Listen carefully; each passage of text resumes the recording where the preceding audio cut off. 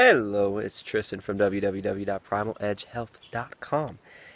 And today's video is going to be concerning the ketogenic diet. And I actually just pulled this question from a YouTube comment, but it's a pretty common occurrence, not because people have a hard time adapting to ketosis, but because people have a lot of confusion concerning what it means to be adapted to ketosis, what it means to be in ketosis, what it means to be on a ketogenic diet. So the question is, why is it taking so long for me to adapt to a ketogenic diet? This individual said that they've been doing keto for 3 weeks and they haven't adapted yet. This is a really interesting question to me, because I see this a lot. There's a lot of confusion out there about what it means to be adapted to ketosis. Now, just to start out, I'm going to define what I see keto adaptation as. Keto adaptation is a process that your body undergoes to adapt to efficiently creating from fatty acids in the liver and utilizing ketone bodies as the primary source of fuel for the body. Now, ketosis in the scientific literature is technically anything above 0.5 millimolars per deciliter of blood ketones. It's measuring beta-hydroxybutyrate. Beta-hydroxybutyrate is a ketone body utilized for energy, very efficient, as a very efficient source of energy.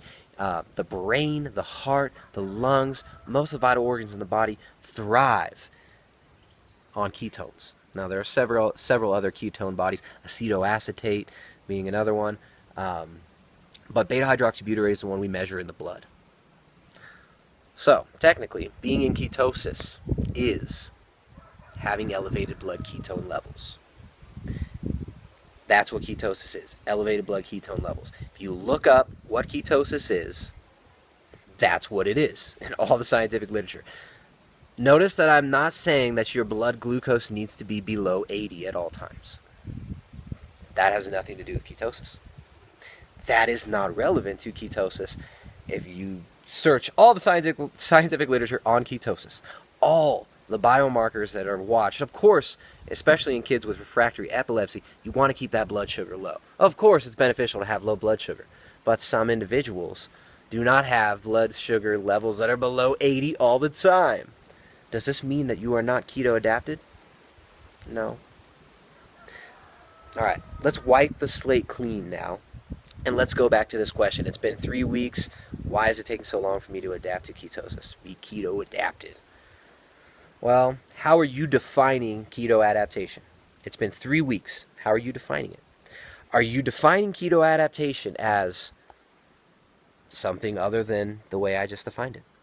Ketosis being elevated blood ketone levels.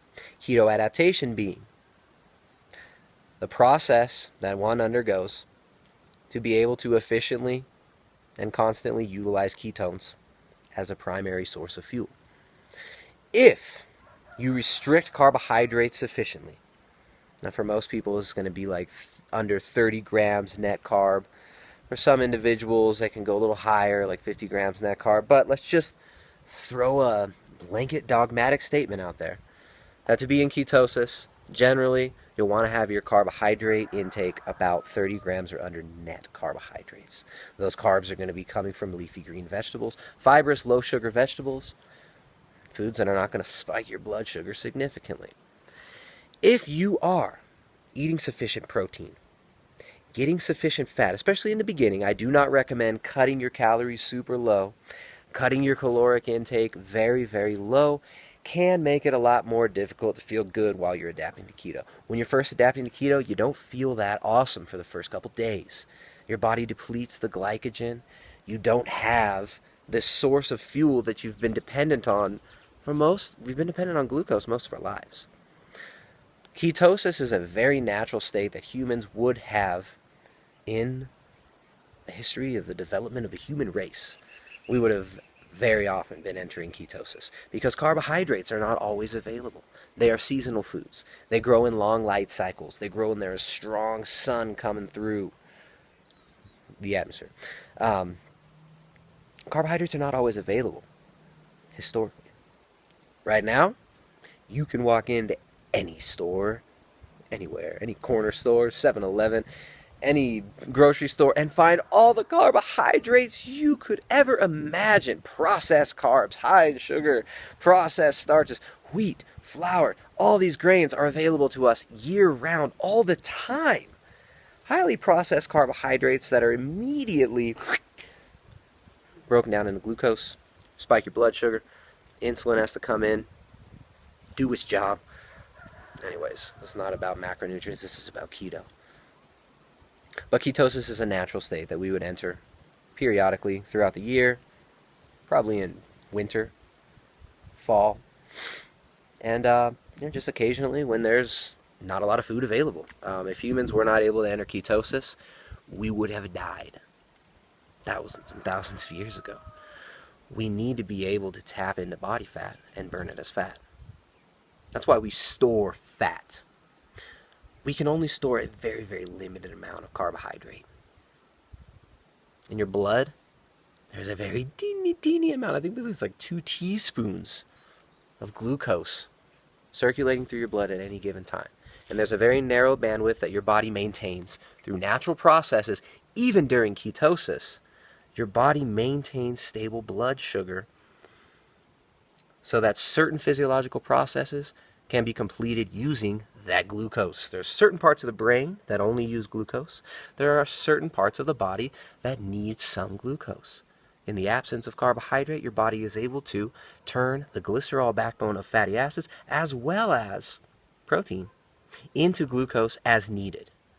This doesn't happen magically. If you take 1 extra bite of protein, it's going to all turn to sugar. That's not how it works. Look up any research on gluconeogenesis. It is a demand-driven process, not a supply-driven process. Anyways, how are you defining keto adaptation? That's my question to you. If you're defining it by having a certain blood glucose reading every morning, by having a certain blood glucose reading directly after a meal, then you might be confusing yourself and confounding yourself in the process. When you're trying to do keto, the most important thing, first of all, make sure you're getting enough protein. Of course, you don't want to grossly overdo protein. You don't want to be oxidizing protein for energy, because a huge bolus of protein, your body will oxidize that protein for energy. It does not magically turn protein into sugar. That's not how it works. And until that's proven otherwise in some research that I can see, I've got to say that over and over again, because a lot of people have been led to believe this. Yes, eating way too much protein, and I'm talking about way too much protein. I'm talking about over like 3 grams per kilogram of your lean body mass, which is a lot of protein. Good luck eating that much protein from whole foods. Yes, eating way too much protein will curb the creation of ketone bodies, because your body will be oxidizing amino acids for energy. You've got a bunch of protein that you're putting in there. Your body's got to process that. But, first of all, make sure you're getting enough protein. That could be a reason you're not adapting. You might not be getting enough protein. You might have been hoodwinked into thinking that you need to eat only like 30, 40 grams of protein for the whole day, or you're going to turn it all into sugar. So make sure you're getting enough protein. I've got an article on the website, www.primaledgehealth.com. Protein intake depends on a lot of different variables, including your preference, your body type, your age, your level of activity, how you spend your time, how much lean muscle mass you have. There's a lot of different factors that come into play when finding your optimal protein intake. But make sure you're getting enough protein. Second of all, while you're adapting, make sure you're getting sufficient dietary fat. Don't just try to do like a protein-sparing modified fast where you're only eating protein and you think you're just going to tap into all that body fat right away. You don't want to stress your body out too much. When you cut out that glucose, your body does kind of look at that as a minor stressor. I'm not saying that ketosis is a stressor. It is not at all. There are lots of beneficial effects of ketosis, including improved cognitive performance, decreased inflammation, lower blood sugar, neuroprotective effects of ketone bodies. There's a lot of different benefits to keto. Very, very beneficial state when you really look at it. Very enjoyable. Or I wouldn't have been doing it for the last, like, what, 2.5 years? I don't even know how long. But make sure you're getting enough fats. Don't cut yourself into a big deficit in the beginning if your goal is fat loss. Eat at around maintenance for at least a week or two. Make sure your body's not stressed out. So make sure you're getting enough fats. Another reason that a lot of people don't feel that well on keto in the beginning, this is one of the main reasons. This might be the key to a lot of you viewers who clicked on this video from the title, and that is electrolytes. Make sure you're getting enough sodium. That's the easiest one, just heavily salting your food, making sure to get, I'd say for most individuals, like 5 grams to 7 grams of sodium per day should be sufficient. Depending on how large you are, depending on a level of activity, how much you're sweating, if you're doing saunas and stuff and depleting yourself of water a lot, you're going to need more electrolytes. But sodium's the first one, that's the easiest one to get. The next one, magnesium. Sometimes it might be good to supplement with that one, but you can get magnesium from leafy greens. A lot of foods that have magnesium. Cacao paste also, which is 100% chocolate, like raw chocolate. Not processed, no sugar, like milk fats or milk solids, the other crap that they put in, like milk chocolate. Get a good organic raw chocolate. That could be something you could utilize. Cacao butter. It'd be good for getting some magnesium in. A lot of people utilize transdermal magnesium, meaning they apply magnesium to the skin. It'd be magnesium chloride. Some products sell it as magnesium oil. But you can apply magnesium to the skin, or you can just take it in a supplemental form. I would suggest don't use magnesium oxide. Preferably use maybe like magnesium L-threonate, which will be used by the brain, or magnesium glycinate, which will be used by your muscle tissue. Some people get cramps, muscle cramps, stuff like that in the beginning. Doesn't feel that good, but if you've got enough magnesium, got enough potassium, got enough sodium, these things are not a problem. Now, potassium. One of the best sources of potassium would be leafy green vegetables and avocados. So try to include an avocado or two in your diet per day. Get enough potassium. If you're getting sufficient protein, if you're getting sufficient fats, if you're getting sufficient micronutrients, if you're getting the electrolytes you need, there shouldn't be a problem. You should adapt rather quickly. You should be well adapted to keto within a couple of weeks. You should feel good within like a week to 10 days. It sounds like a long time for a lot of people. I mean, I guess all I can say to that is trust me, it is worth it. It is worth the effort. I mean, nothing worth doing is super, super easy. Nothing worth doing in life is super, super easy. I'm not saying that doing keto is really hard. It actually is very, very easy. I actually found myself naturally gravitating towards a ketogenic diet, unbeknownst to myself for years. I was eating a high-fat, low-carbohydrate diet. I didn't know what keto was. I just preferred fats. I just preferred fats and proteins to carbohydrates. I didn't do that well. You know, I had some issues, candida, gut issues, all kinds of things that I was dealing with, and I found myself naturally gravitating towards a very low carbohydrate, higher fat diet. But yeah, if you're not adapting to ketosis, first of all, how are you defining this? Who are you allowing to define this state for you? Are you chasing blood ketone levels all the time? If you get below like, 2.0 or below 1.5 on the blood glucometer for your ketone readings, do you think that means you're not in ketosis? Because ketosis is anything above 0.5 on that blood glucometer, measuring blood ketones, of course. And those little ketone strips are expensive. So yeah, I mean, how are you quantifying ketosis?